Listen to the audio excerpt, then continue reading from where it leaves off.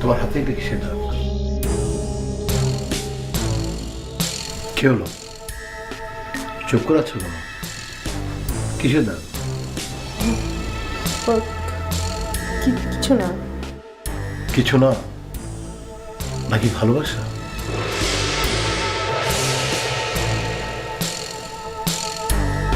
এই দাগটা তো শুনলাম অনেক বিখ্যাত।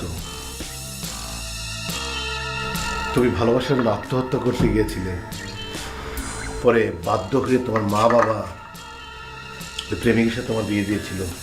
প্রেমিকের কি যেন নাম? সজল, am I correct? কি চুপ করে আছো কেন? তুমি এসব কার কাছ থেকে শুনেছ? কার কাছে শুনি? তুমি শুধু বলো ঘটনা সত্য না মিথ্যে।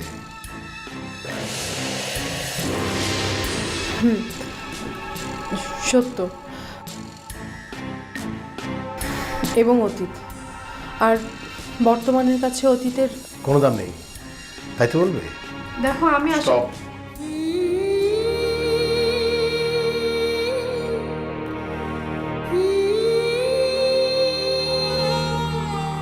আচ্ছা, আমি এভাবে ভাবছি কেন?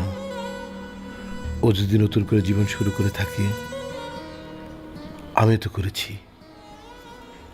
ওর অতীত আছে, আমারও আছে। শুধু শুধু দ্বিধা আর কনফিউশনে না থেকে বরং একবার চেষ্টা করে দেখি। সব কিছু তো ঠিক হয়েও যেতে পারে। নিশ্চয়ই সব কিছু ঠিক হয়ে যাবে।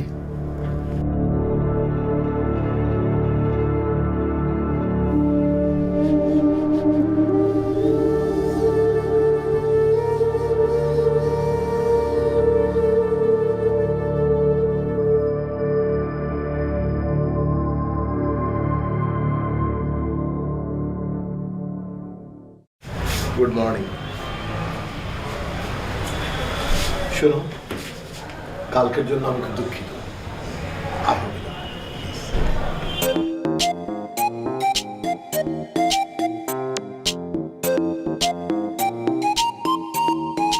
আজকে তো বন্ধের দিন, চলো না কোথাও ঘুরতে যাই।